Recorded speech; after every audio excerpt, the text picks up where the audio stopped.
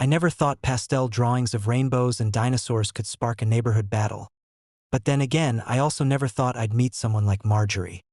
Marjorie is what my husband calls a classic HOA Karen. She lives 3 houses down, owns a whistle she blows at kids riding bikes too fast, and has printed the HOA rules so many times that I suspect she has them laminated in her purse. Last week, my 6-year-old daughter, Ellie, discovered the joy of sidewalk chalk. Every afternoon, she would sit on the driveway, tongue sticking out in concentration, and draw entire worlds. Fairy castles, smiling suns, cats wearing party hats. The neighborhood kids started joining in. By Friday, our sidewalk looked like a joyful patchwork quilt. On Saturday morning, as I was sipping coffee, I heard it. The sharp, indignant voice of Marjorie. "Do you have any idea what this does to property values?" she said, glaring at the chalk art as if it were graffiti sprayed by vandals. "This is vandalism. It's an eyesore." I was polite at first. I told her the chalk was washable, temporary, and bringing joy to kids during a slow summer. But Marjorie wasn't having it.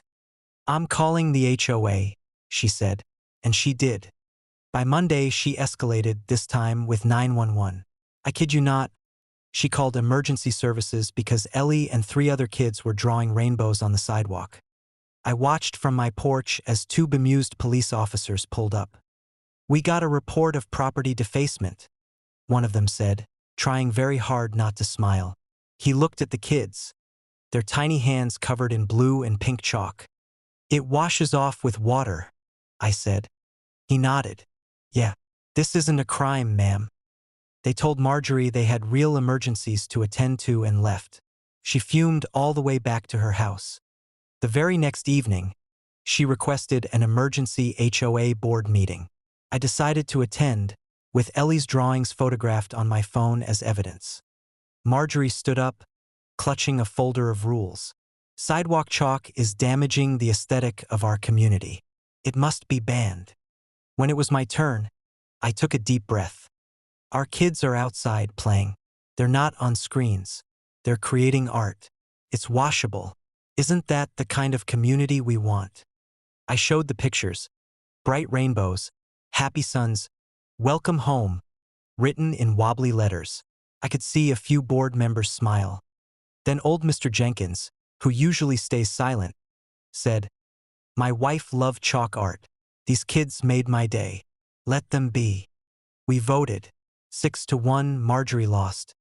The next day, Ellie drew an enormous rainbow across the sidewalk in front of our house. And beneath it, in her big, uneven letters, she wrote, "Everyone can draw here." Something amazing happened after that. Neighbors came by with their own boxes of chalk. A teenager drew a mural of our street. Someone wrote, "Thank you for making me smile," in bubble letters. Even the mail carrier added a doodle. Marjorie hasn't said a word since. She closes her blinds when she walks past, but I can see her peeking sometimes. Maybe one day she'll pick up a piece of chalk too. For now, our street has never looked more alive.